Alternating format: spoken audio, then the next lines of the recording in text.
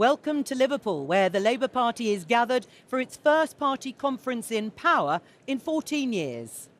If we can bring stability back to our economy, if we can make the reforms that are necessary, then the prize on offer is immense. Enough doom and gloom? The Chancellor says there will be no return to austerity. I can understand why people find it a little bit odd that politicians get support for things like buying clothes. But the questions about freebies for senior ministers won't go away, and neither will calls for the Prime Minister to U-turn on cuts to the winter fuel allowance. This is wrong, it's a misstep. He needs to think and he needs to make a very different decision. This is the scene inside the conference hall, where in about 30 minutes' time, Rachel Reeves will make her first conference speech as Chancellor of the Exchequer. We'll bring you that live. And with me here on set in the conference centre, the Science, Innovation and Technology Secretary, Peter Kyle, the Sun on Sunday's political editor, Kate Ferguson, and Observer and Guardian columnist, Sonia Soda. This is Politics Live.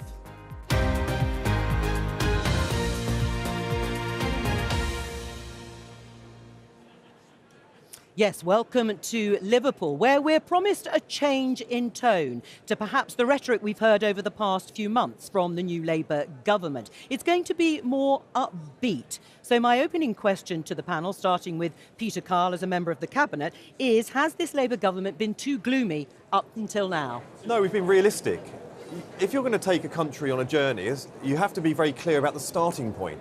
Because if you are either lying to the public about the state of the country or you're getting it wrong yourselves, you're never going to get to the right destination. You've got to have the right starting point. You've got to understand where the starting point is to get to the destination that you want to take the country in the first place. If we weren't honest with the public at the beginning about the state that we had inherited, the state of the finances and public services, we could never get to this point where we're going to get to in this conference, where we start to talk about how we fix, how we rebuild, and then we build a better Britain going forward, whether it's public services, our reputation around the world, or it is fixing the economy and getting growth into the economy. Has this Labour government been too gloomy up until now, Kate? I don't just think they've been gloomy, they've been funereal. You know, everything's been a kind of negative message. And I mean, it's interesting. I think it has been a mistake because lots of Brits, the majority, lots of our readers voted for this thing you talk about so much, change, but all you tell them is there's going to be more of the same hard decisions. And so I think this really needs to be the kind of big sunny upland speech from Rachel. They need to kind of move things on from the freebies row that I know we'll talk about in a bit, but really move things on from this doom, gloom, kind of misery politics we've been getting. If we had just said if everything's fine and it wasn't, that would have been lying to the public. We promised to end the chaos. We have ended the chaos. We have a stable government which is laying the foundations for rebuilding our public services, getting growth into the economy, rebuilding our reputation around the world. That's what we promised the public. You know, look, I became Secretary of State in the DSIT department for Science, Innovation and Technology. I found that there was a £1.3 billion spending commitment that had never been funded. Now, do I lie about that, or am I honest about it? There's a difference between saying we've inherited a certain amount of difficulty in the public finances, let's put it that way, and offering very little to look forward to, very little hope. There hasn't been any setting out so far of what the prize might be for the sacrifices made. Do you accept that? Well, we spent the summer levelling with the public, and now we're at conference. This conference is themed Change Begins. People will see how we change Britain, how we rebuild Britain, how we have a more optimistic future. That's the whole purpose of this project we're on. We are 2 months into a new government, and we have inherited something which is completely unprecedented. We've levelled with the public, and now we're going to start talking about how we rebuild and get to a more optimistic future, because we have huge optimism about the future. You'll see Rachel give a very upbeat speech because she believes there is massive potential in the British economy and country. We're trying to now unlock that potential. Well, we're going to look at exactly what you're going to do to unlock that potential, because there is a balance to be struck here, isn't there, Sonia? There does seem to have been a reaction from people who have voted Labour maybe for the first time that they were expecting something a little more optimistic. And maybe, you know, they were fools to think that, I don't know. Absolutely, and I think, of course, Labour has to be upfront about just how grim its economic inheritance is. That doesn't preclude also saying exactly what you're going to do about it. And I think some people at the centre, there's a bit of an acknowledgement there behind the scenes that the tone has been too doom and gloom so far. And that's one of the reasons I think we saw such a tone shift this morning from the Chancellor in her interviews. Right. I mean, if you look at this BBC News headline, because it's not just about people wanting to hear something optimistic, there's a real practical consequence of some of this very sort of low, downbeat messaging. Painful budget warning spooks people's confidence. On the other side, Rachel Reeves and the government as a whole has been adamant about what they want is growth, what they want is investment. But it looks as if it's actually had the opposite effect. And people are thinking, well, no, actually, I'm going to hold on to the money. I'm not going to invest because I want to hear what the budget is going to deliver. Well, there's two things there. The first is we have a shared inheritance. It's not just government that's inherited something that's doom and gloom. Look at the university sector. Look at some of the other key sectors, the industrial sector in our country, which has been absolutely racked by instability in the previous government and economic mismanagement. So if we'd come out and said, everything's fine, isn't it? They wouldn't have believed us. We have a shared inheritance across the country, and together through forming partnerships, we will move forward. Now, the second thing is that we are unlocking potential. Just last week, Amazon announced an £8 billion investment into our country. We are unlocking that investment. That's just in the area that I've been responsible for. But do you accept that you need consumer confidence too? I mean, it's also about the smaller decisions that individuals make as well as companies and corporations and, as you say, governments too, that actually that survey, that GSK survey, said that consumer confidence has fallen since the end of August. What we need is sustained economic growth, sustained confidence, which is built on our track record of moving forward as a country. We can't just have a sugar rush, which is built on a fallacy or a sort of misdirection. We need solid growth that's built on a stable steps forward, which is what we're doing. Right. You'll see, this is a new government. We've spent the first couple of months understanding the challenges our country faces. We are now starting the programme of spelling out how we will rebuild and move forward. I mean, there is always a risk of dampening down consumer confidence. Messaging is important. On the other hand, Peter may be right. If you're not honest with people, maybe actually there isn't that much to look forward to for quite a long time. Well, maybe there isn't when you look at the figures. I mean, we've had 15 years of that, so that would be very doomy and gloomy. Look, I think there's two things. Clearly, Labour want to get out the bad news early so they can pin as much blame as possible on the Tories. Now, that probably just makes political sense. I'm not going to have a go at you about that, probably. But there is a thing about talking Britain down. Do you talk us almost into a recession? Growth is so low. You talk to any kind of business chief at the moment, anyone in the retail sector, they're worried about hiring, they're worried about consumer spending, and you want to kind of beam a positive image of Britain if you want to get those investors in, global investors. You talk about growth, you've got to deliver growth. That means optimism, it means hope, and it means putting some real flesh on the bones of what your Labour government will. Why would it be better? Let me bring Sonia in first of all, because I'm going to come specifically to you and your department in just a moment. But yes, broadly speaking, is this a sort of reset button on trying to encourage investment? Because Rachel Reeves keeps saying we want people to invest, we want companies to believe in Britain, and yet the messaging is the opposite. It's certainly a reset on tone. I think there was a big shift in tone from Rachel Reeves this morning. I think the challenge for Labour is that their promise to the country has always been, elect us, we will sort out the economy, and it is through growth and rising tax revenues that will fix everything else that's going on in the country. Now, that's a very appealing message. The key question, though, is that growth going to happen? And the UK has a long-term structural issue, decades of underinvestment from business. Rachel Reeves has got to try and turn that around.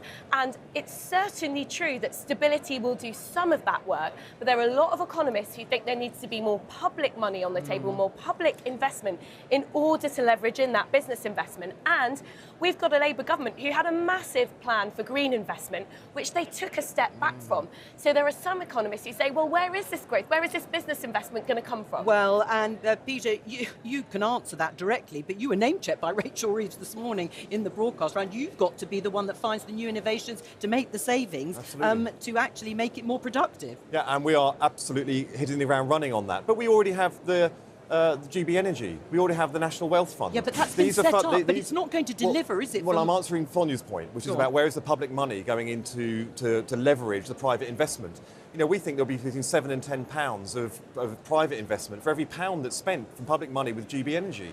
These are the sorts of things we're doing to unlock the private investment. Now, in my area, I've been working with these big companies to try and get the investment we need, which is why we had the £8 billion invested last week.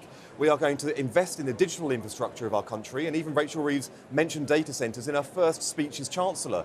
We were told from a position of opposition that we needed to reform planning, we need to reform regulation, and we need to make a much better use of public money when we're partnering with the private sector. We've done all of those things in 2 months. This is what laying the foundations for future sustained success looks like. Right, but what are the innovations that you are going to introduce, no pressure on you, through healthcare, for example, that are going to save public services money? So we have brought digital services from across government into one very powerful unit called the Digital Centre in DCIT, my department. We are already starting the workflows with government departments to use this extraordinary resource that we are getting together. In the next few weeks, we're going to have the AI Action Plan, which is going to inform the priorities of the Digital Centre. We are working as primary purpose, we're working with DH. Me and Wes, the Health Secretary, are working absolutely joined at the hip. And you will start to see efficiency, new products and services within the NHS, and the relationship between service users and public services are going to change in the years ahead. This is difficult, it's ambitious, but these are the sorts of things that will lay the foundation for a transformed experience that people will have with their public services and drive a more efficiency. Well, I don't want to rain on your parade in any way, but the Office for Budget Responsibility has published their excitingly titled Fiscal Risks and Sustainability Report, and they have said that technological advancements within something like the healthcare sector, while improving healthcare outcomes, will drive up costs. Well, it also leads to efficiency savings as well. It also increases productivity. If you take Huddersfield Hospital, that has used AI as the first hospital in its radiography department, the radiographers have been reskilled, so they're on higher salary. The number of scans goes from 700 to 1,000 scans, and accuracy of scans has increased profoundly. So it is increasing productivity. It is increasing the efficiency and effectiveness, and people's lives are being saved at the same time. So it's not always an issue about more money. Well, it's about investing wisely, using technology wisely and appropriately, but making sure that we can drive technology into the NHS, because for too long it's been kept out. But is it credible? The OBR are saying there's going to be a lot of upfront costs. In fact, that could go on for decades.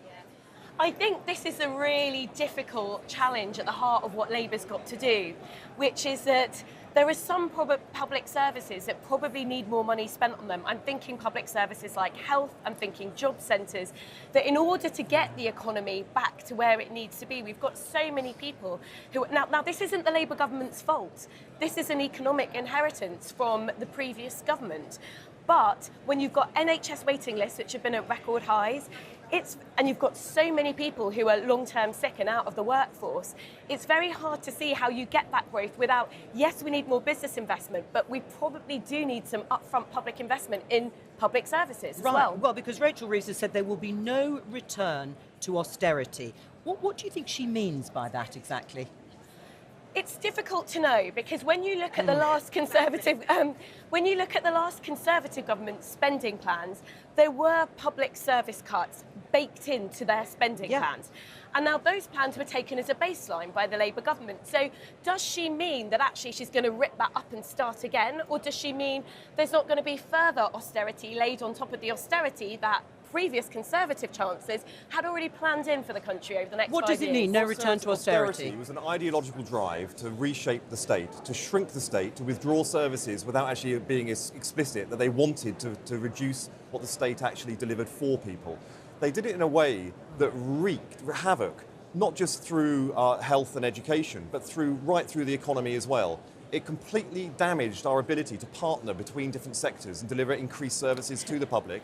They layered on top of it reforms such as the Lansley reform, which even George Osborne says was the most damaging aspect of what happened to the NHS in those periods. So they had the perfect storm. Right, you say it was ideologically driven, but are you saying there are going to be no real terms cuts to unprotected departments, and that means those departments like justice, for example, that are not ring-fenced for increases in spending? I can't preempt all of the negotiations that are going on at the moment, because my department is right in the middle of negotiations with the Treasury over the needs we have going forward. How's that going? So it's going really well. They are really, no, they are really productive conversations, because what we're doing is going with the Treasury. You're not going to get any more money, are you? What I want to do because it's not just about overall money, it's about how the money is spent within departments itself. I'm going to the Treasury as a profoundly different department than the one we inherited from the Conservatives. Different priorities, different areas of fund. My department wants to diffuse digital technology into the broader economy so we can get economic growth and productivity but Peter, going. Austerity can still mean real terms cuts to public spending and to a number of departments that aren't ring-fenced, like health, like schools and education and defence. Everything else could still see cuts. I heard Rachel Reeves say this morning there will be a real terms increase in overall government spending. She didn't rule out what we would and might call austerity. But we have come into government with new priorities, our 6 steps forward, our 5 missions. Our whole government is reshaping itself to those priorities. So of course, where there is additional resources, they will be targeted to deliver on our nation's priorities today, not just the kind of profligacy and waste that we saw under the Conservatives before. What do you think it means, no return to austerity? I mean, we can talk about the cuts to winter fuel payment. That's the government's first real attempt to try and reduce or cut some of the spending, and everyone's up in arms about it. It's weird, this word austerity, it's kind of such a loaded term. So Labour will announce no return to austerity. Sounds like austerity is just when Tories make spending cuts, but when they face a spending squeeze, they just call it something else. The other thing that my readers are very concerned with isn't just the spending squeeze, it's also tax rises. They're already very taxed. They're nervous that higher taxes could be harmful to growth. They want new jobs, they want pay rises. So, it's not just the spending squeeze that's a concern, it's the tax rises too. You should see austerity in the round there. Right, and we'll probably come on to the tax rises or discussion about them after the speech by Rachel Reeves. She will hopefully be taking to the stage and making her first speech as Chancellor of the Exchequer in about 15 minutes' time. But as you know, there has been this ongoing row, and that's continuing here, particularly with the unions wanting to have a motion about cuts to winter fuel payment to millions of pensioners. Let's just show you this headline in the Daily Express. Even Labour's union backers want fuel cuts scrapped. Now, there's been a row about whether that debate happens today. It probably isn't going to. It's going to be pushed back till the end of the week or towards the end of the conference. Let's have a listen to Andy Green from Unite intervening earlier. It's more of a surprise and, in fact, an outrage to us that the composited motion from Unite and the CWU on an economy for the future is not listed on the agenda for today. We're asking for the CAC to go away and urgently resolve this issue this morning, colleagues. Please support. That was not a relevant point of order.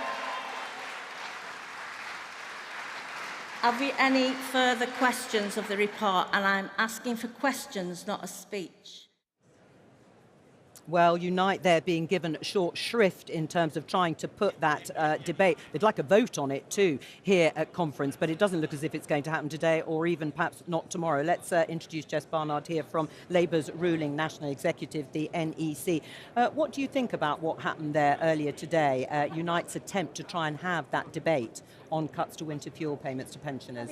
Essential conversation that we should be having in our party right now. We've heard loud and clear from our trade union wing of the party, but also our members and the public, that they see this as a deeply unfair policy at a time when people have just overwhelmingly rejected the policies, the cruel Conservative policies of austerity.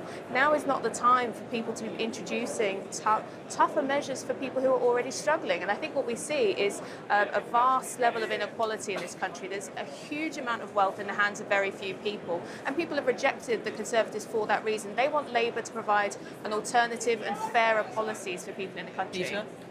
We didn't want to be making this decision.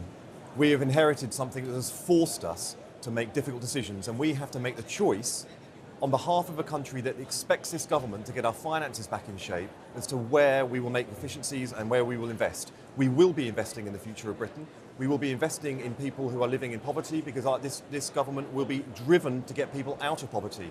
We're going to do everything we can to protect those pensioners who are affected by this, but we cannot avoid making these tough decisions. Either we take them now, or we are forced to take even worse decisions down the line.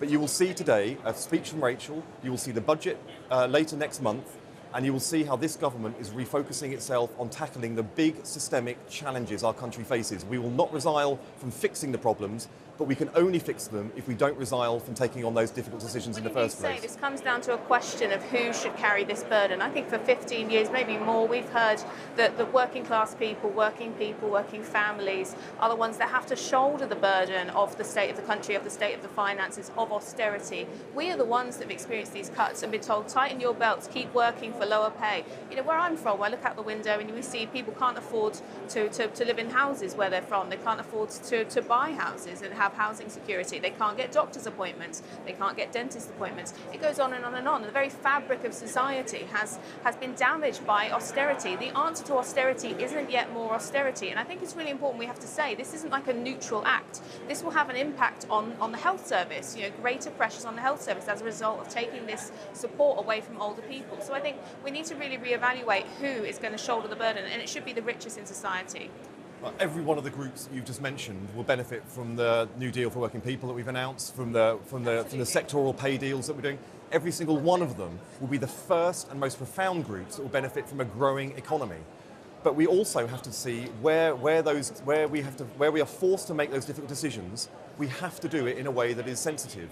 There is only one group in society, there is only one demographic in society that for the last 15 years has had year-on-year increases in their income, and it is in the pensioners group. We have to make sure that we protect those pensioners who are poorer. That's why what we are doing and the way we're trying to do it. But we have to make sure that we do this in a way that is as fair as possible when we have an unavoidable difficult decision to make. Billionaires in this country in the last 10 years have increased their wealth by 400 billion. Would you say that the pensioners are the people that have increased their wealth the most in this country? So you will see fairness in Rachel's speech today. You will see fairness in the budget that comes next month. We have spoken consistently and warned people. Over the summer, we spent the whole summer telling people what to expect. We are faced with a £22 billion black hole.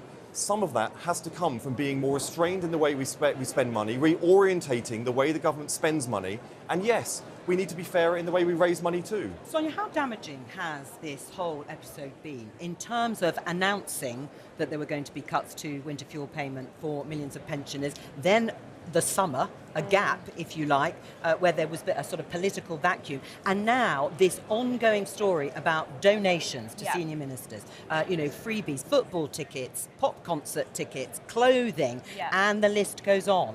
Yeah, it's not been a good start. On winter fuel payment, I think what the government would say is that, well, we had to announce early so that pensioners knew for the winter coming up what they were going to get and what they weren't going to get.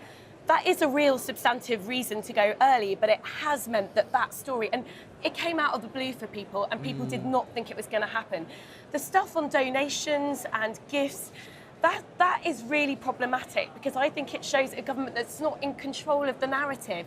It should have had the foresight to see that this was going to become an issue. And I don't think that public perceptions are the same as in the case of the Conservatives, where we saw people actually accepting gifts of much greater value. So I don't think people look at Keir Starmer and think that he's going to make a different decision about the football regulator because the Football Association took him to see Taylor Swift. But there is a perception issue there. Right, well, and Rachel Reeves was asked about donations and about who'd paid for her clothes again today. Let's have a listen. I can understand how some people think that it's odd. I get that. I had an old friend who wanted to support me during the election campaign, and what she really wanted to do was to help me make sure I was smart for big events and on the campaign trail. I appreciated that support. It made a big difference to me. It was never something that I planned to continue in government, but it did help me during the election campaign. I mean, the biggest problem potentially, Kate, for the government is that it is a huge distraction, that they can't talk about the things that they want to talk about because they're busy answering questions about who paid for their suit. I mean, it is kind of astonishing. Step back, we're going into the first Labour Party conference in, 14 years that you're in government. You've just won a landslide, and all of the papers, all of the headlines were dominated by the freebies row and the winter fuel tax row. Now, It is a huge problem. It totally overshadows the work that you're doing on policy. There's a big perception here. The clothes donation were obviously retrospectively a total mistake. They shouldn't have taken them, and they're going to really struggle to shake that off. It's such a kind of personal donation. It feels like, almost like their snouts are in the trough kind of vibe is what voters get from it. And that's why I think it's bombed so much. Peter? We were so scarred by the previous government breaking rules all the time.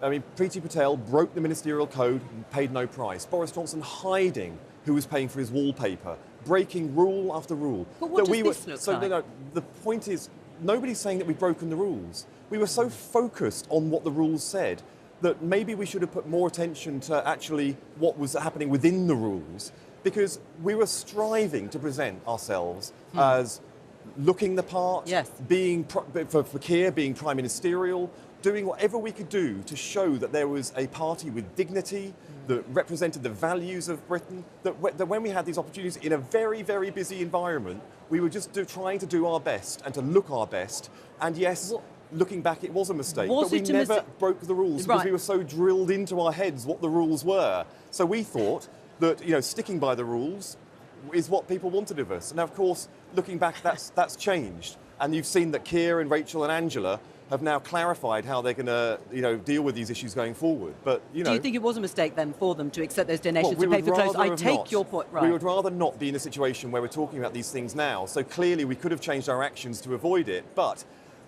politicians and political parties have been doing this for many elections and for many years in the past, and it's never been an issue. Context changes, and we needed to keep up with the context as it changed, clearly. Should you return those gifts? That's all done and dusted. I think the country wants us to think about the future, and we are clarifying what we're doing in the future. I don't think returning some used clothes is going to be to solve this you would particular understand that we have had a look at the transparency, obviously, in the donations that you have declared, and you're right, they have all been declared. You received a £50,000 donation from Simon Ruddick. What did that buy? Didn't buy anything. Right. This is somebody who supported me long before I was in politics and the charitable work I did in the past. He is somebody that set a business up in our country, created jobs and wealth in our country, pays every bit of his tax in this country, and he wants to see a Labour government, and he wants to see me succeed. So I'm proud of that. It is declared, it's not hidden. You can only do the politics in the way I want to, including having a shop on the high street, because parliamentary expenses covers about 40% of the community work I do in Brighton and Hove. If I can only do it by raising additional money, and I'm explicit about it, I'm open to talk about it, and I've never ever tried to hide a penny that has been donated to me. I mean, it sounds almost as if, Peter, I know you're not actually saying this, is saying transparency has its problems too. Yeah, I think it's important that people in the party have said they're going to take a different approach going forwards. The issue is, of course, that you can't really take back the headlines that we've seen over the last week, and they have probably shifted voter perceptions of a new government, which I think is a great shame. All right, I think we can show you there. To the right of our screens, we can see inside the conference hall, Jonathan Reynolds, the business secretary, has just finished speaking, being clapped there after talking to conference. And of course, we're awaiting the Chancellor's speech, Rachel Reeves. And there, in fact, is her sister, Ellie Reeves, there speaking just before Rachel takes to the floor. Jess, you were also one of the founding members of Momentum, the grassroots organisation that started in Jeremy Corbyn's time. That's right, isn't it? I can't say that's true, no, but I am a member of Momentum. I'm not a founding member. Oh, right, okay, we were a member of it. But what's happened to it? It doesn't feel in any way prominent here as it has done in years gone by at conference. Has that sort of wing of the party pretty well diminished here? Well, I'm still here, recently re-elected to the NEC. I'm on the left of the party. I'm not a representative of Momentum solely, but a left-wing view of the party, which is based on essentially fairness. We think that people in society with broadest shoulders should share the biggest burden. Sure, but the influence seems to be waning. You used to have the world transformed. There used to be a kind of separate shadow conference going on. None of that here. Absolutely. I think as is natural with the Labour Party, there is always a shifting of where the party falls, which factions are in charge. Obviously, at the moment, Keir Starmer's come to victory, and there's a huge amount of support for Keir Starmer in terms of the delegates' floor. But there is also a huge amount of members who are frustrated, who are feeling frustrated that the policies that we have fought for, that we believe in, the change that we want to see, hasn't been forthcoming yet. And so we're really hoping to see some of that from Rachel Reeves today. But I don't think we can say that the left of the party is not in the party anymore. It's always been inside the party. It's a very broad church. That's a very natural part of the process of politics. But it does feel different, doesn't it, Sonia? Of course it does, because yes, Labour is a broad church, but I think one of the first things that Keir Starmer did as leader of the Labour Party was to really reassert kind of his vision of what Labour was going to be, and to change some of the rules of the Labour Party to make sure that he had more control. Actually, that's something you need from a man who's going to be Prime Minister. And now I think if you speak to a Labour government, they would say they are outwards facing. They're talking to voters and they're focused on delivering a manifesto. And the 2024 manifesto was very different from the 2019 manifesto. It didn't promise as much. It was more conservative. And like it or not, that is the mandate on which the Labour government was elected. The Labour Party is a democratic socialist party. That's what it says on our membership cards very proudly. It is not the role of the Prime Minister to diminish democracy within the party. As a representative of the membership of the party, we still strongly support members having a say, having an opportunity to vote over policy. We firmly believe in that. That's what's happening today and throughout the conference. But also, it's about members' rights to determine who their candidates are going to be in elections. So as we saw in the previous election, obviously it was a tough moment. It was a call, it was a snap election. We didn't have much time to prepare, but obviously members still should have that right to select who is going to represent them in Parliament. Now, I don't want to see that taken away. I think most people don't want to see that taken away, because we want to pick people that we know from the community that will stand up for our interests and represent us in Parliament. Sonia? I mean, yes, the Labour is a membership organisation, of course that's true, but there's two forms of democracy, isn't there? There's sort of democracy internal to your party, and then there's a wider democratic system and the conversation that you're having with voters. And, you know, all you have to do is sort of look at the evidence, and Keir Starmer clearly had a far more successful pitch to voters than previous incarnations of the Labour Party in the last 15 years. Well, and obviously the 2019 election proved that when Jeremy Corbyn was leader of the Labour Party. Just before we go and listen to Rachel Reeves' speech, you're a new Secretary of State, of course, and you've never been in government before. Labour haven't been in government for 14 years. What is it like? What's government like? It's incredible. Our system delivers a lot of power into the hands of Secretaries of State and Ministers and the Prime Minister. Being able to redirect the work of a government department, to repurpose it, refocus it. Three pieces of legislation coming out of my department in this session. It is the privilege of a lifetime. And I keep saying to myself, how could somebody be in this position and then allow it to slip through your fingers because you don't get on with your colleagues, or you have an ideological view of the world that is so fringe that you believe it against all evidence and where the public want you to be, which is what happened to the last lot. I never forget the privilege of this job. Sometimes it is really hard, it is exhausting, but it's also exhilarating and energising. But it is absolutely extraordinary to be able to shape such a profound variety of policies that could lay the foundations for the digital and the future technology that's going to transform and enable and be the progressive cause of our future as a country if we get it right. It's amazing to be at it. I love every single second of it. Kate, what do you think the sort of pressures on cabinet ministers now coming in at this stage, having not been in government, so that we might have to hold that thought? I think we can go in. Here's Rachel Reeves.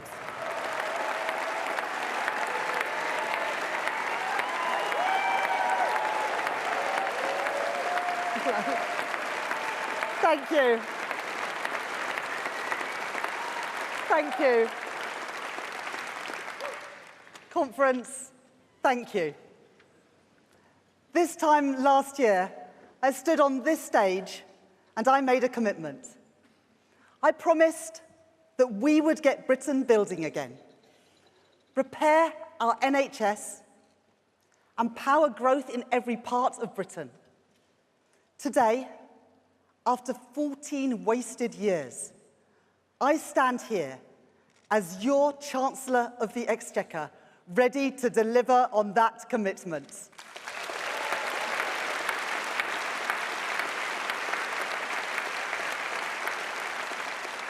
At this conference, we welcome more than 200 new Labour MPs, members of the most diverse parliament in our country's history. Labour winning for the very first time in seats like South East Cornwall, the Isle of Wight, Aldershot, Banbury and Basingstoke. In Hexham, Altrincham and the Ribble Valley, and Labour is back in the service of communities that we never should have lost, in our port, coal, steel and mill towns, from Bolsover, Bassetlaw and Grimsby, to Hartlepool, Rother Valley, Newton, Aycliffe and Bridgend, and conference in Edinburgh, in Glasgow, across the Central Belt and out in the Western Isles. Labour is back in Scotland too.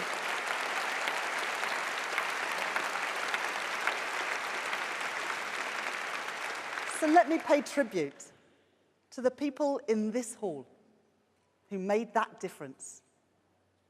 Those who stayed and fought through the hard years. Those who came back to our party under Keir's leadership. And those who joined us for the very first time. You helped change our party. And you gave us this priceless chance to change our country for the better. To all of you, a huge thank you.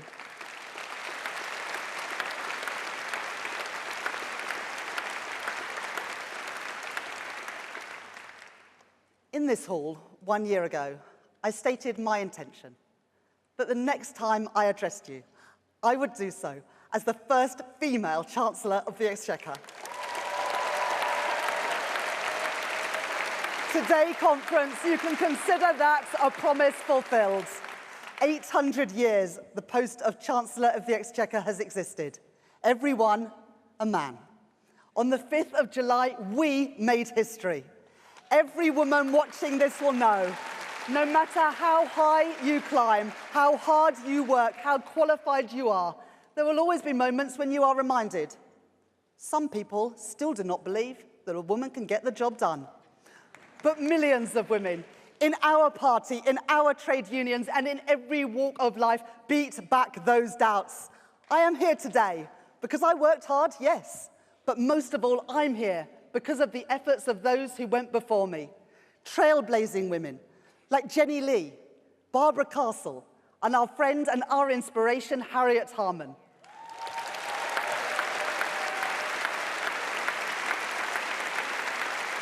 And I'm here because of thousands of women, many of you in the hall today, who broke down barriers and defeated low expectations to pave the way for the rest of us. I am a Labour Chancellor because of that collective endeavour. I am the first woman Chancellor because of that collective endeavour. And that collective endeavour does not stop here. It falls to me and to our generation of Labour women to follow in the footsteps of those who went before us, to write the work of all women back into our economic story, to show our daughters and our granddaughters that they need place no ceiling on their ambitions. That is the Britain we're building. That is the Britain that I believe in.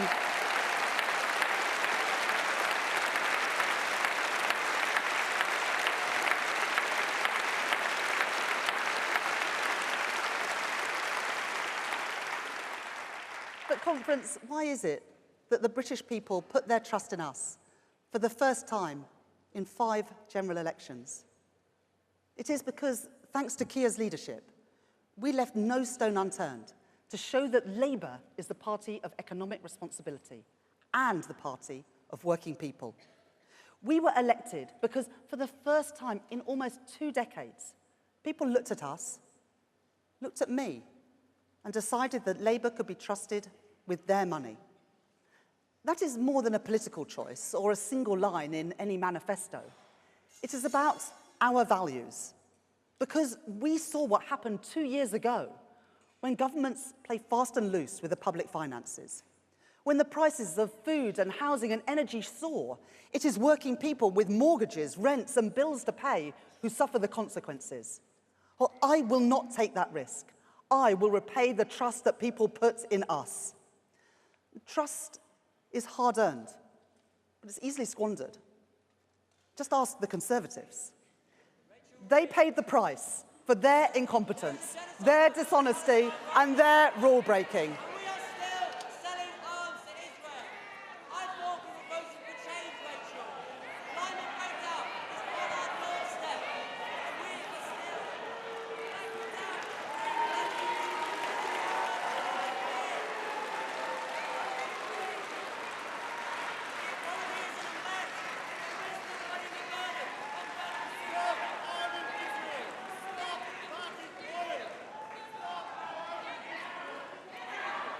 This is a changed Labour Party, a Labour Party that represents working people, not a party of protest.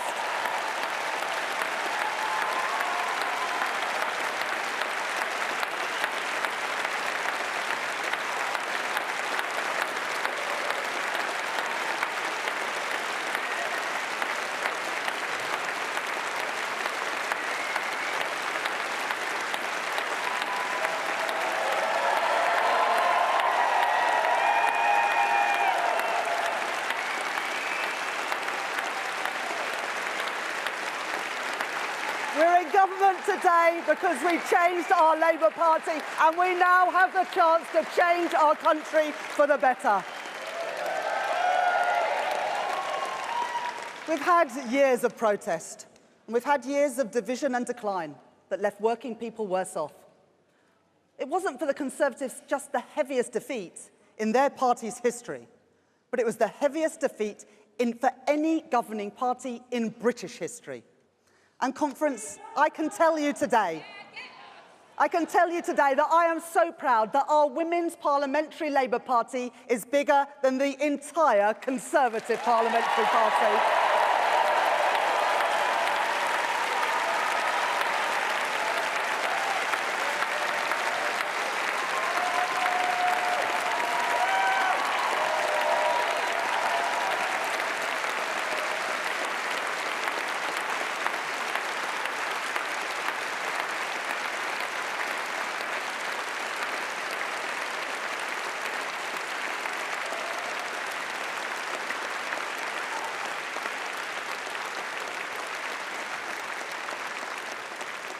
And so where will the Conservatives go next?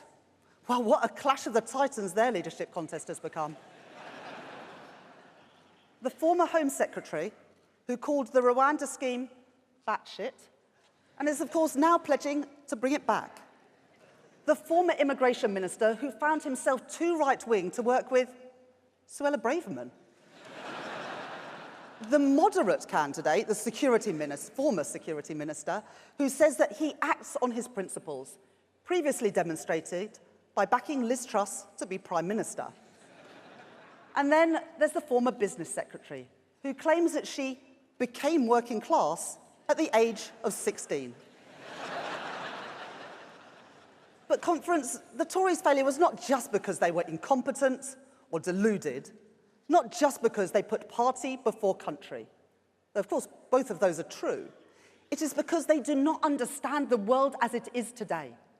They do not understand the premium on economic stability in an uncertain world. They do not understand that in our new age of insecurity, government cannot just get out of the way and leave markets to their own devices. Instead, the Tories cling to the discredited, trickle-down and trickle-out dogma that a strong economy can be built through the contribution of just a few people, a few parts of the country, or a few industries. Their ideas choked off investment, opened wide gaps between different parts of the country, and it suffocated growth and living standards. We will not make those mistakes. Yet, when their ideas were found wanting, what do? They doubled down. Never forget what the Conservatives did. 2 years ago today, in their clamour to cut taxes for the richest, they crashed the economy, sent mortgages spiralling, and put pensions in peril. And you will hear many things at their conference next week, but you won't hear an apology. No apology for the cost of your mortgage. No apology for crumbling classrooms and rising waiting lists. No apology for mismanaging our public finances, degrading our institutions, and crashing our global standing in the world. They do not care, and they have learned nothing. So be in no doubt.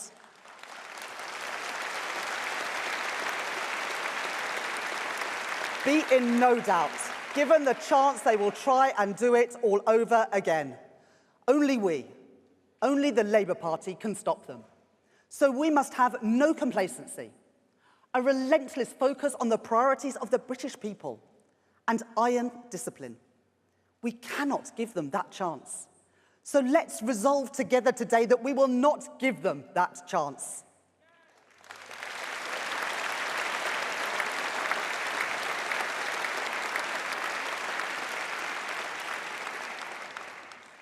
Now, I know that you are impatient for change.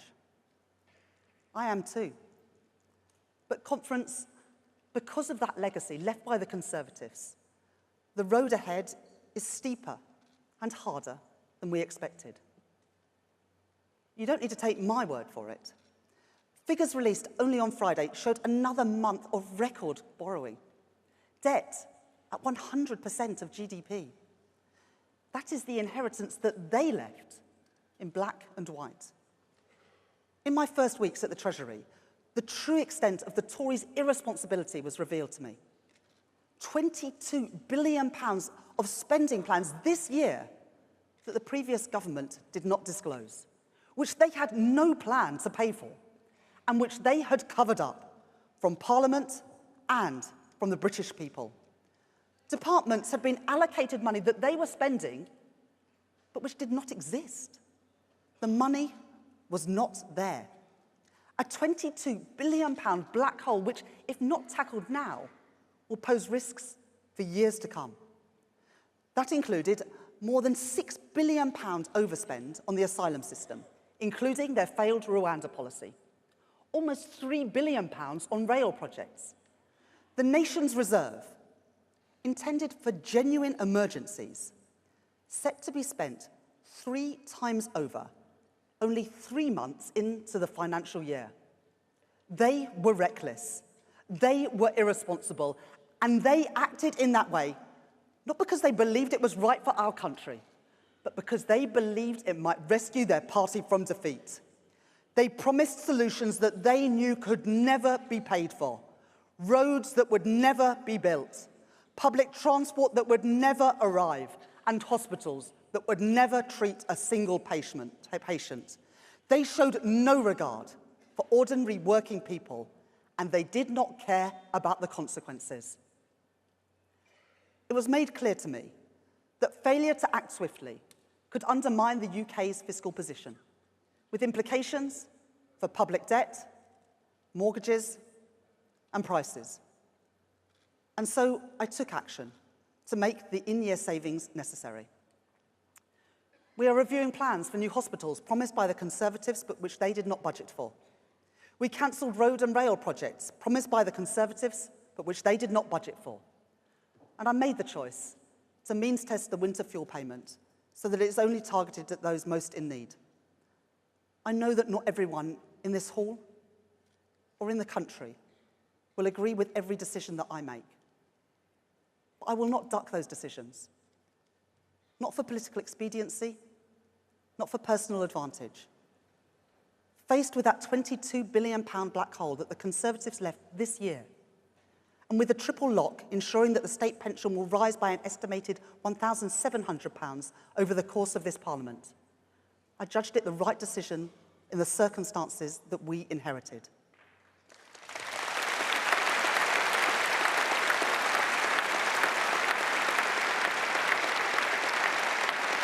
I did not take those decisions lightly.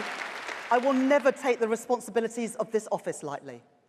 And I will never take lightly the trust of voters, who have been burned too often by politicians who put ideology and party and self-interest above the interests of the British people. And so we must deal also with another Tory legacy. Conference, I know how hard people work for their money. Taxpayers' money should be spent with the same care with which working people spend their own money. And so 1 year ago, I promised you that this Labour government would wage a war on Tory waste. It has begun. I pledged that we would aim to halve government consultancy spend, and we have already announced savings this year. I pledged that we would cut down on the excesses of Tory ministers' private air travel, and we have already cancelled the £40 million contract for Rishi Sunak's VIP helicopter.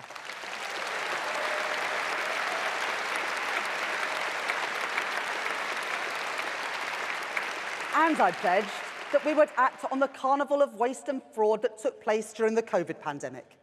Billions of pounds of public money handed out to friends and donors of the Conservative Party. Billions more defrauded from the taxpayer. More than £1 billion spent on PPE that either did not arrive or was not fit for purpose. All under the cover of the greatest crisis of my lifetime. On entering government, we found £674 million of contracts in dispute, where we inherited a recommendation from the previous government that any attempt to reclaim that money should be abandoned. The Tories simply did not care, but Labour will not stand for it. I will not stand for it.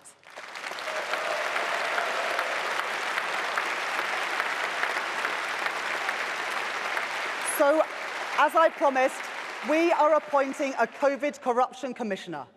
It could not be more urgent. And I have put a block on any contract being abandoned or waived until it has been independently assessed by that commissioner. I won't turn a blind eye to rip-off artists and fraudsters. I won't turn a blind eye to those who use a national emergency to line their own pockets. I won't let them get away with that. That money belongs in our police, it belongs in our health service, and it belongs in our schools. At conference, we want that money back.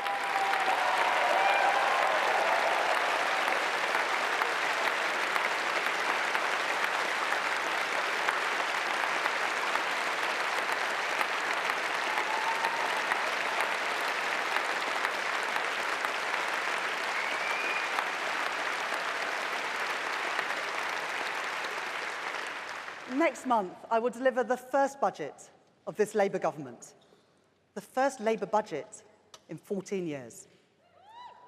And because I know how much damage has been done in those 14 years, let me say one thing straight up. There will be no return to austerity.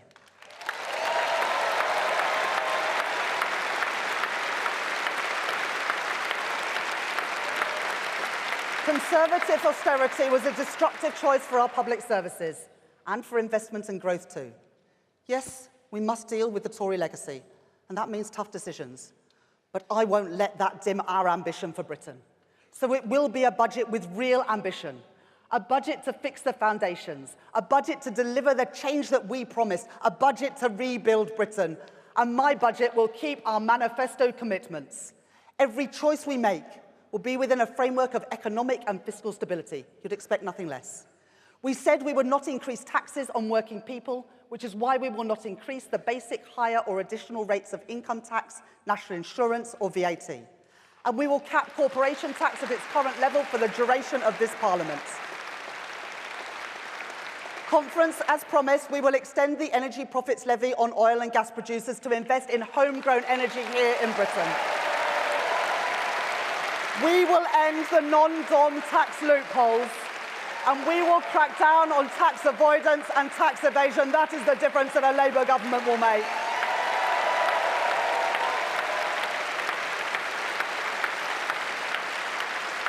And we are already delivering on that promise to cut down on tax avoidance and tax evasion, strengthening the powers of HMRC under the leadership of our Exchequer Secretary James Murray, and recruiting 5,000 new tax compliance officers.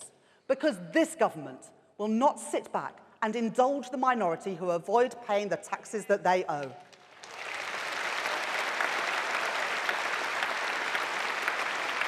And Conference, we will enact another manifesto commitment, because I know every parent has aspiration for their children.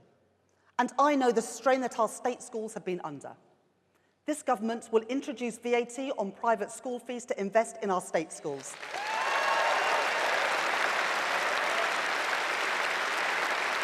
It is the fair choice, the responsible choice, the Labour choice to support the 94% of our children in our state schools. That is the Britain we're building. That is the Britain that I believe in.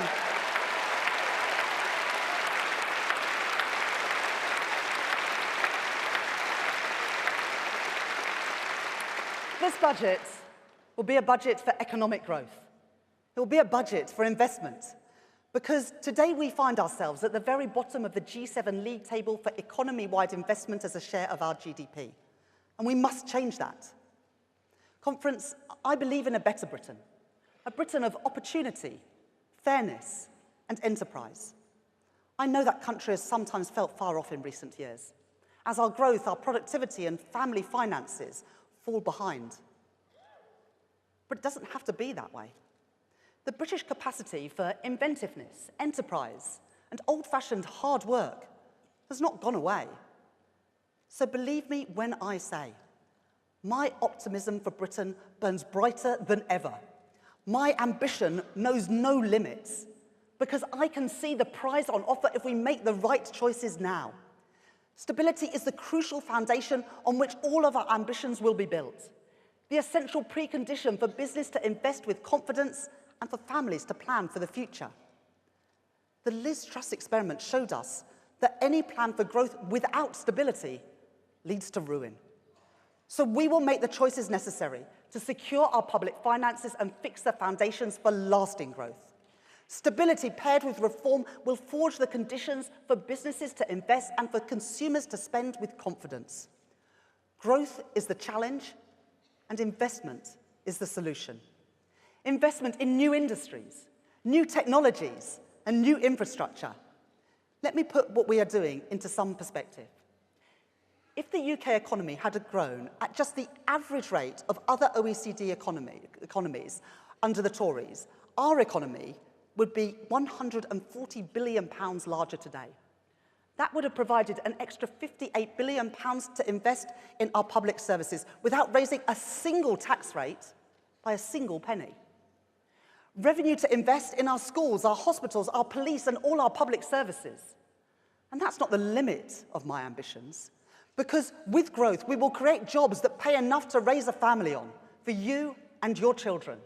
Put real money in the pockets of working people, and wealth in all of our communities that flows into vibrant high streets. That is how we'll make Britain the best place to start and grow a business, whatever background you come from, wherever you grew up. Things built to last and exported around the world are made here in Britain. This is how we'll achieve what we promised, the 5 missions that will comprise a decade of national renewal. That is the Britain that we are building. That is the Britain that I believe in.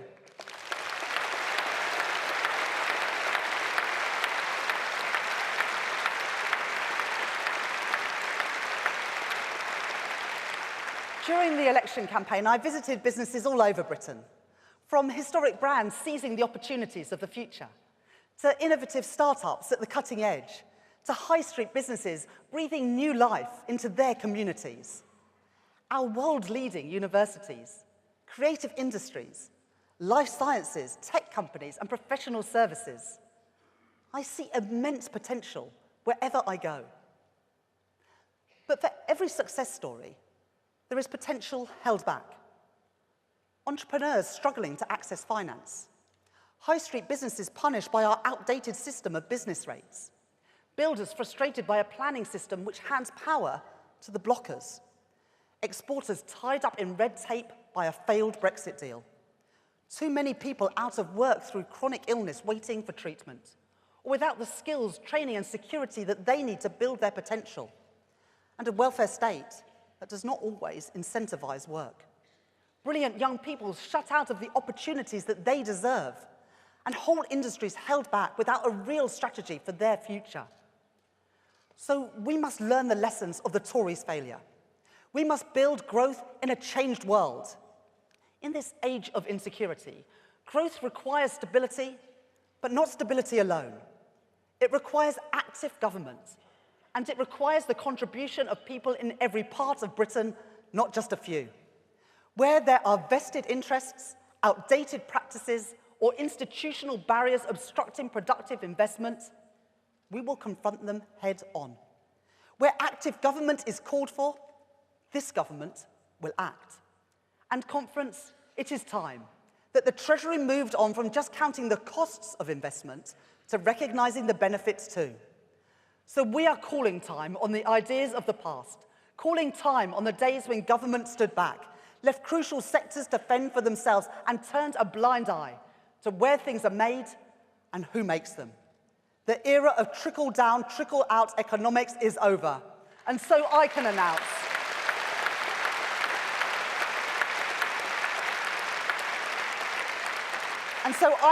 that next month, alongside our Business Secretary, Jonathan Reynolds, we will publish our plans for a new industrial strategy for Britain.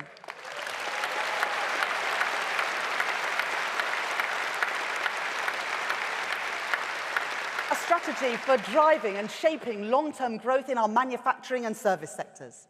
A strategy to unlock investment, create jobs and deliver prosperity. A strategy to help break down barriers to regional growth, speed ahead to net zero and clean power by 2030, and build prosperity on strong and secure foundations. Because when I said that this Labour Party is proudly pro-business and proudly pro-worker, I meant it. This mission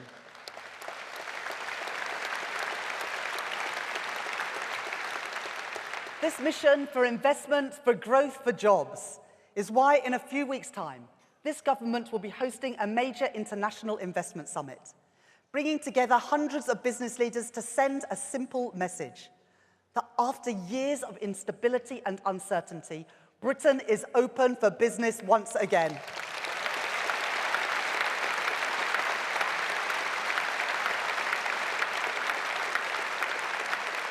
And this mission is why we will reform our pension system, overhaul business rates, give power to our regional mayors and leaders, deliver a plan to get waiting lists down and people back to work, and forge a closer relationship with our neighbours in the European Union while pursuing trade deals to open up new markets too.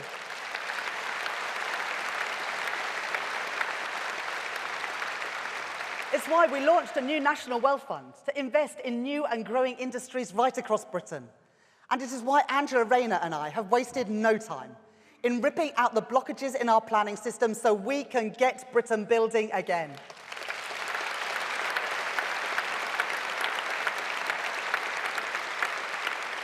You know, within 72 hours of taking office, we did more to unblock the planning system than the Conservatives did in 14 years, including an end to the senseless Tory ban on onshore wind.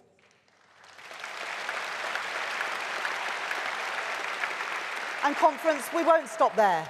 Onshore wind to bring down your energy bills, new data centres for good jobs in the industries of the future, and housing for the decent home that every family deserves. That is the Britain we're building. That is the Britain that I believe in.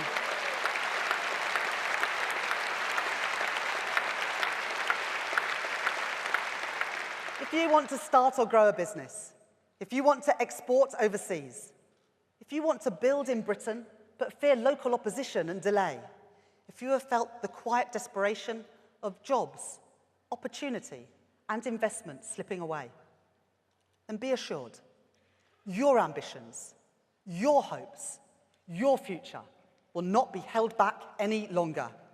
I have promised this hall before that what you will see in your town, in your city, is a sight that we have not seen often enough in our country. Shovels in the ground, cranes in the sky, the sounds and the sights of the future arriving. We will make that a reality. Jobs in the automotive sector of the future in the industrial heartland of the West Midlands.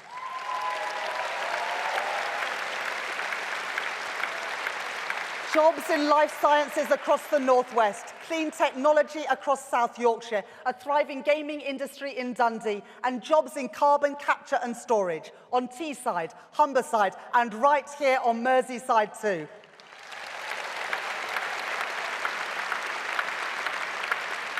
Wealth created and wealth shared in every part of Britain. That is the prize.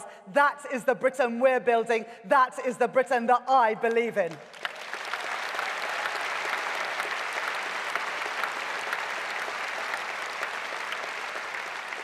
And conference, because growth must be built by the many, its proceeds must be felt by the many too.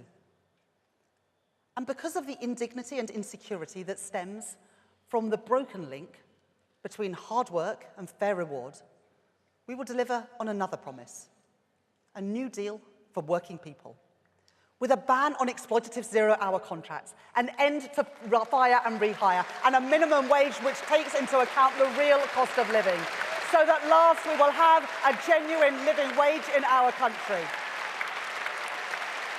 For dignity, for security, for growth, this Labour government will make work pay. That is the Britain we're building. That is the Britain that I believe in.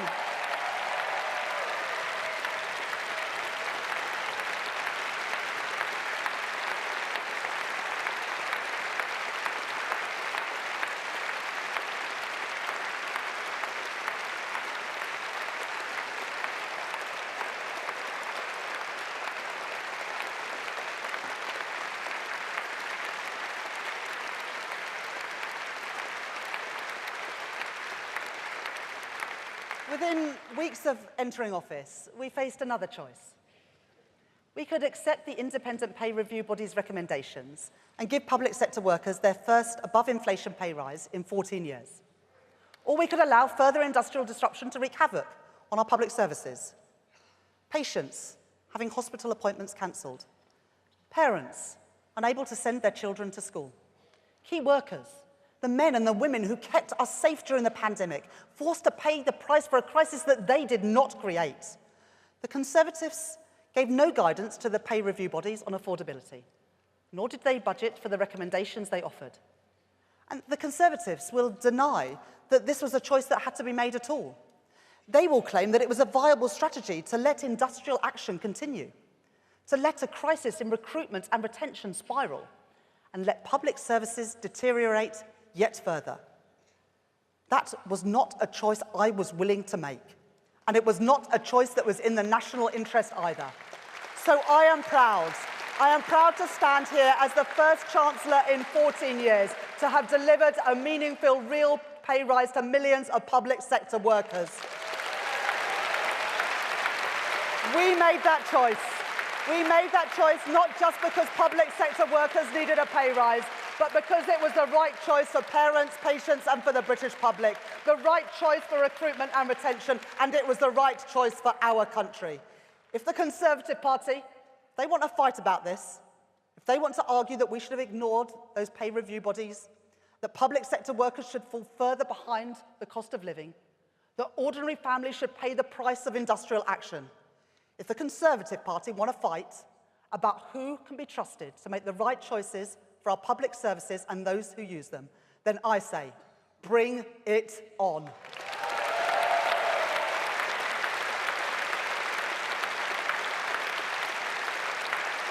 Public services that we can be proud of once again with a Labour government. That is the Britain that we're building, and that is the Britain that I believe in.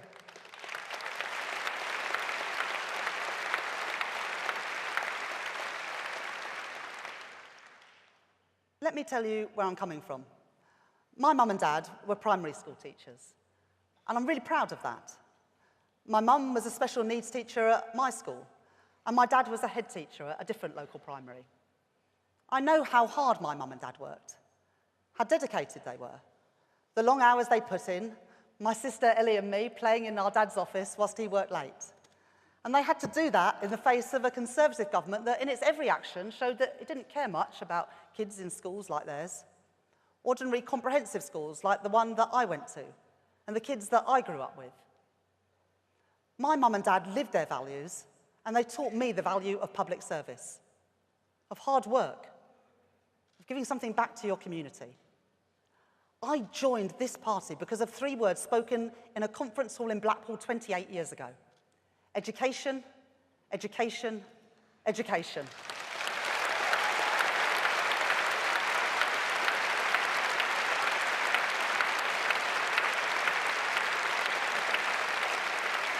I joined this party because I believe that strong public services are the backbone of any decent society. Because I believe that people should rise and fall on their own merit, not on the circumstances of their birth.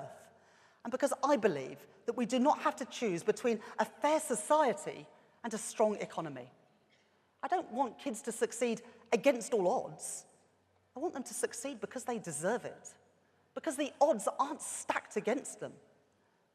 That's the Britain that I want to live in, just like every other parent who wants the best for their kids. So I will judge my time in office a success if I know that at the end of it, there are working class kids from ordinary backgrounds who lead richer lives, their horizons expanded, and able to achieve and thrive in Britain today. That starts by taking the first steps on delivering another manifesto commitment. Our promise, led by our Education Secretary, Bridget Phillipson, to introduce free breakfast clubs in every primary school across England.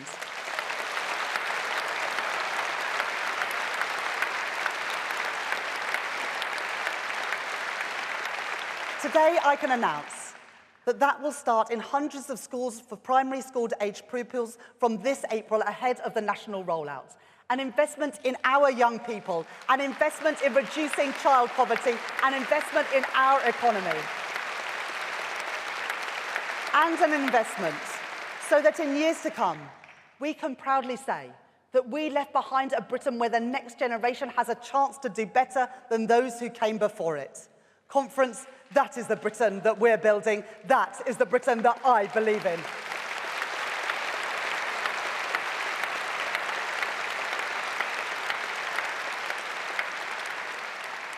The work of change is only just beginning, and the stakes are high. Trust is a fragile thing. We've seen the consequences when mainstream politics comes up short.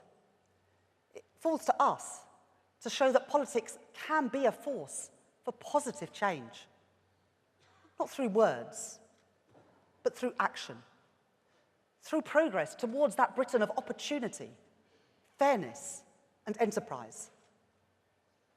That is our task. That is my task. It comes with a great weight of responsibility. I embrace it. It will mean hard work. I am ready for it. The British people put their trust in us, and we will repay it. And when someone asks you, does this government represent me? When they ask, whose side are they on? You can tell them.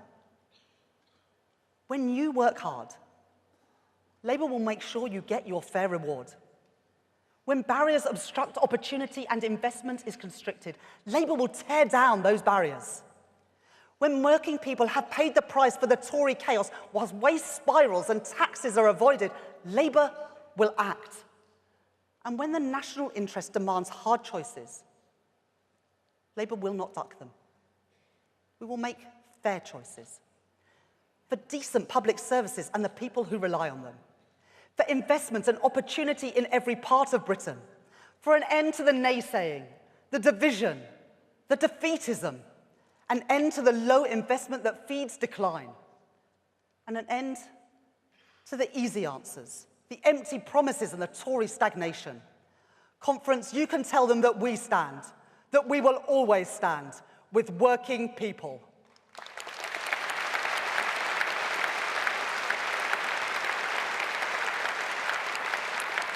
We changed our party, now let us change our country. This is our moment, our chance to show that politics can make a difference, that Britain's best days lie ahead, that our families, our communities, our country need not look on while the future is built somewhere else, that we can and we will make our own future here. A Britain trading, competing and leading in a changed world. A Britain founded on the talent and the effort of working people. That is the Britain we're building. That is the Britain I believe in. Together, let's go and build it.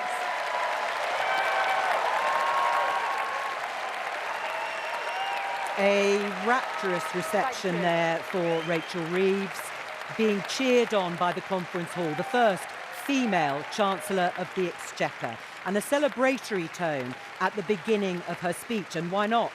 The backdrop here in Liverpool at this conference is Labour here in this city, but also in government for the first time in 14 years. She'd obviously taken on board the idea of striking a more upbeat, a more optimistic note. But she did spend quite a lot of her speech still pinning what she called that dreadful economic inheritance and legacy on her predecessors, on the Conservatives. But she painted a picture of the Britain that she would like to see, that this Labour government is aiming for. You can see her there being embraced by Sir Keir Starmer, by the Prime Minister. Conference is on its feet. They are delighted, of course, despite some of the bad headlines. But yes, she was painting a picture of getting Britain moving again, describing how she wants to see those shovels in the ground, that the party and the government is going to be both pro-business and pro-worker, and that the budget, when it comes at the end of October,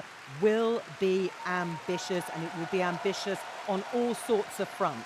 What we perhaps lacked was some of the detail about how she is going to get to this picture of Britain as a thriving country where there is going to be growth that everybody is going to share in those proceeds of growth when it comes. Let me bring in my guests here for Politics Live. We have Sonia Soda from The Guardian and The Observer, and the political editor of The Sun on Sunday, Kate Ferguson.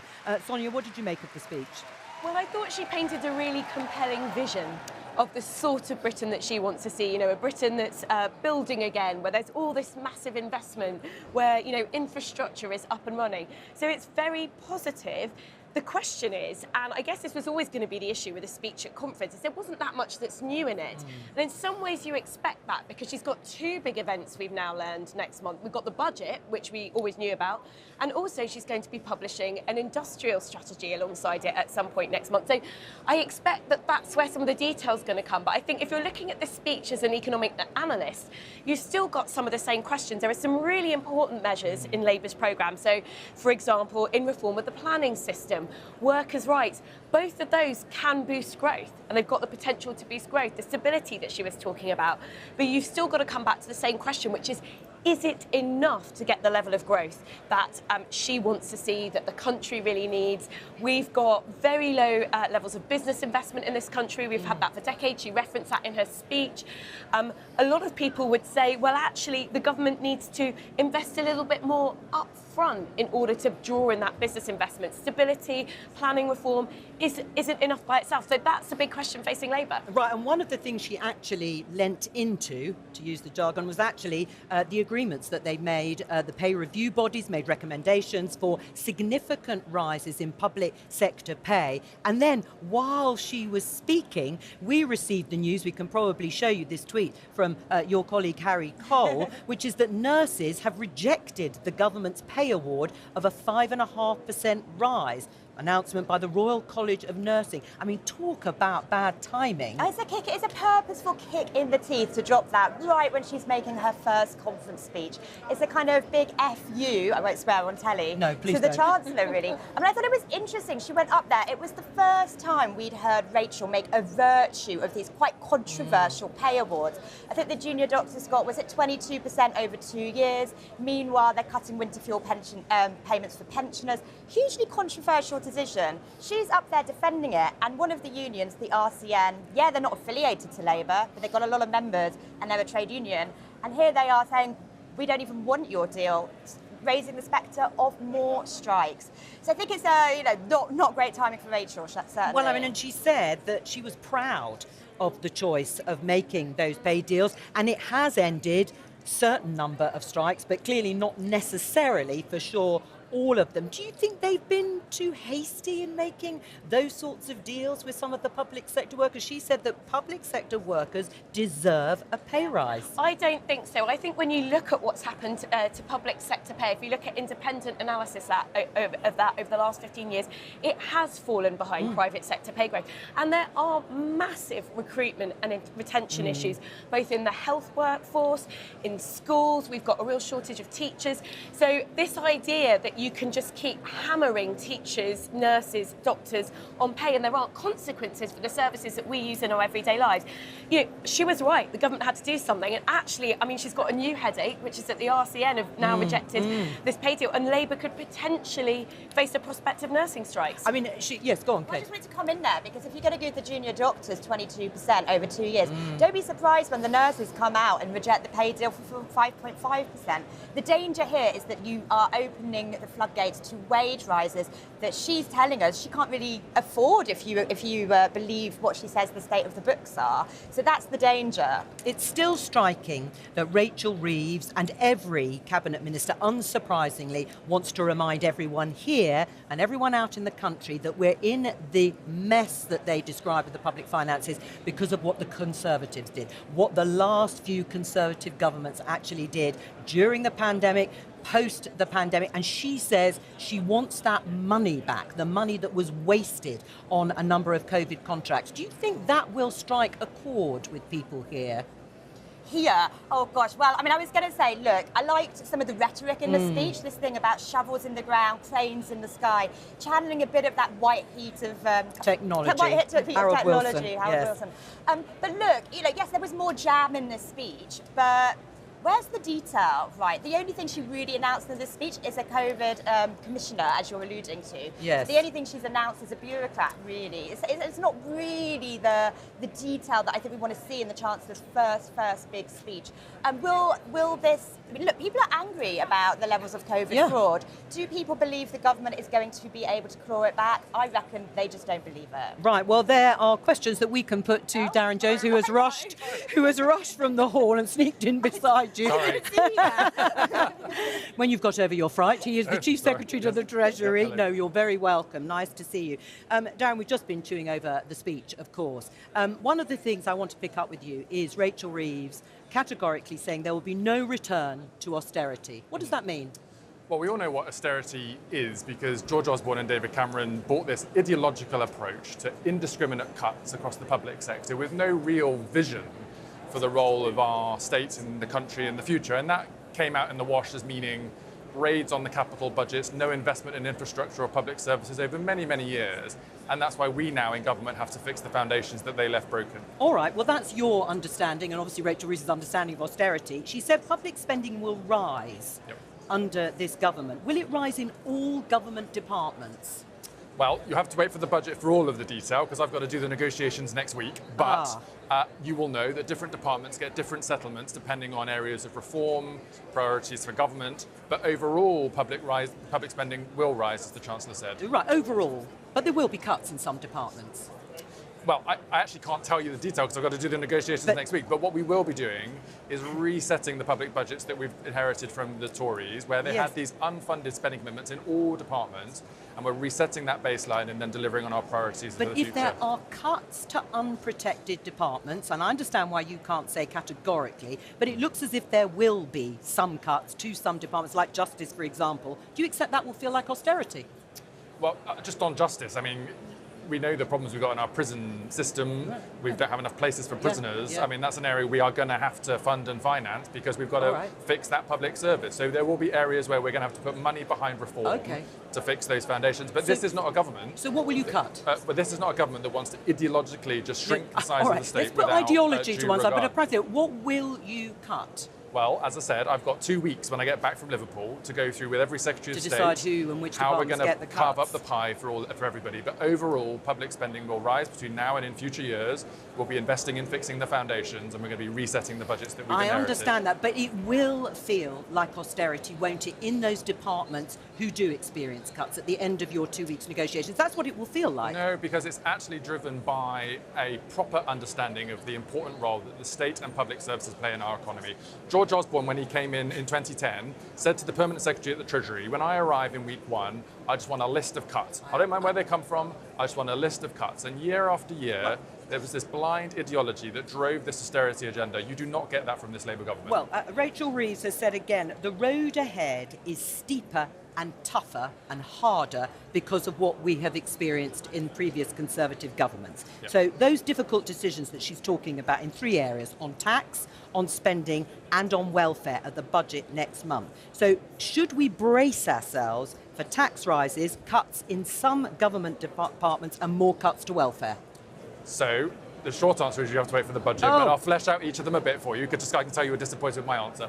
So on tax, we've been very clear that we're not increasing income tax, VAT or national insurance on working people. But there are other taxes that you could rise. We will honour that promise, and we're not going to increase corporation tax, and we're going to honour that promise. But there will be other changes on tax, as the Chancellor has confirmed, and she will set that detail out of the budget on the 30th of October.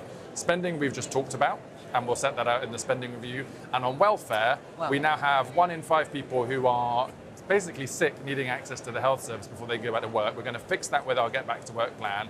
But also there has been an unacceptable increase in universal credit fraud, for example, and we need to tackle that to get the cost of that down as well. What's your response to the news we've just heard that nurses have rejected the pay offer, the 5.5% pay deal that was put on the table?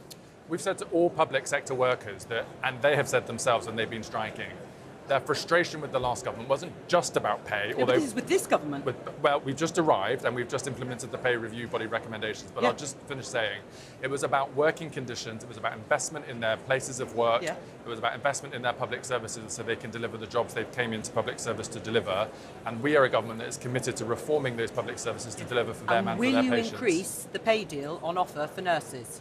So we have implemented the recommendations of the pay review body. Right. It'll be for the Health Secretary to talk to nurses in particular, and we will start off the process for the next round of pay review negotiations in due course. It's a bit of a kick in the teeth, isn't it? Right in the middle of the Chancellor's speech, just as she's embracing Rachel Reeves, the fact that you have made a choice to agree to the pay review body recommendations, and they've rejected it. Well, the pay review bodies are independent. It's based on market evidence. It was a generous settlement. As Rachel set out in her speech today, that was a difficult settlement for us because of the financial black hole that we inherited from the Tories. But we took the decision to find the money to give those public sector workers the pay that was recommended. And I hope that they accept those offers. I mean, you've talked about the negotiations. I read your speech yesterday, Very and good. in it you said, I don't like saying no, and we all know that departments come knocking at the door of the Treasury saying, we need more money and we have a justifiable case. Are you going to say yes to anyone at all? Is it going to just be no, however hard you find There'll it? be some yeses. I mean, we've got a there will manifesto be. we're going to implement.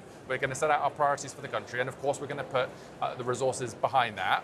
But I am the check and balance in the system. Of course, Secretaries of State want to do more and go quicker, but all of us around the Cabinet table will have to prioritise on that within the fiscal rules that the Chancellor's set. I mean, there are calls here, as you know, about the cuts to the winter fuel payment. And we've had one Labour MP, we spoke to her on Politics Live a week or so ago, Rachel Meskel. She says it's cruel. Sharon Graham of Unite says it's cruel. How does it make you feel? Well, I'm reassured by the fact that our commitment to the triple lock meant that last year pensioners got £900 on average more. Next year they're going to get nearly £500 more. Pensioners will, at a time when energy bills are coming down, have more money in their pocket on average at the end of last year than they did compared to last year. And in these difficult economic circumstances, it's right that we target the money we do have at the poorest pensioners and the people who need it the most. She says she's sickened by revelations of donations. It grates against the values of the Labour Party, created to fight for the needs of others, not self. Do you understand that? Well, it was for Rachel to, if that was Rachel Maskell, It for is, her still Rachel to Maskell. explain her comment. The one thing I would say is that all of my colleagues in government are working really hard around the clock to clear up the mess that we've inherited from the last government, to prepare for this budget on October 30th. Yes, but she's and to talking start about to deliver the revelations of change donations. that we You promised. received a gift, apparently, of nearly £3,500 of tickets and hospitality to the Taylor Swift concert. Was that did. right? Well, I was offered them. I had not seen my children for the election period. I thought it was a nice treat for them. I confess I'm not really a Swiftie. I went in my suit, as was well known. But I took my kids to that. It was a nice treat for them, and I declared it in the proper way. As you know from my declarations, that's the main big donation that I took, and I thought it was a nice thing to do for my Should kids. you have taken it? I understand the premise that you've explained, but should you have taken it on the basis of what people like Rachel are saying? It was an evening I had free when I had the kids in London. It was a nice thing for them to do. Would you do it again? In those circumstances, yes. I think what you have to be clear of is about the contrast between doing a nice thing for my kids, where yes, I get a perk. I'm sure I was offered them because I'm a cabinet minister, but I declared it in the proper way. There's a difference between that and when undercover journalists and leaks had to expose parties in Downing Street and corrupt COVID contracts with the donors of the Tory party. This Labour Party has declared, in line with the rules, transparently, any political donations that we've received. They've explained how they've been spent. That is very, very different to the cover-ups we saw from the last Conservative government. So if you're offered Oasis tickets, would you take those? Well, Are you more of an Oasis fan than a Swiftie? I haven't been offered them, and I doubt I have time, so I've got to do all these negotiations for the spending review. So no, I wouldn't take You them. wouldn't take them. I mean, just briefly, there'll be a lot of people here who would say, increase borrowing. Borrow more. Forget those fiscal rules, or at least adapt them, and borrow more to invest in public services. Look, the debt pile we have as a country now is the largest it's been since the Second World War. The reason that matters is because every month we've got to pay the interest on that. Sure. And last year we spent 115 billion quid in a year just on interest alone. That was more than we spent on many government public services. So you have to manage the balance of debt effectively. Otherwise you eat up the money available to pay for example, nurses. So borrowing plays a role, especially in investing in infrastructure, but you've got to balance that sensibly, which is what our fiscal rules do. Well, Darren Jones, thank you very much for joining us, Chief Secretary to the Treasury, and of course, thank you to my other guests. That's all we have time for today, but I'll be back with more Politics Live at 12:15 and again at 13:45 here on BBC Two in the iPlayer.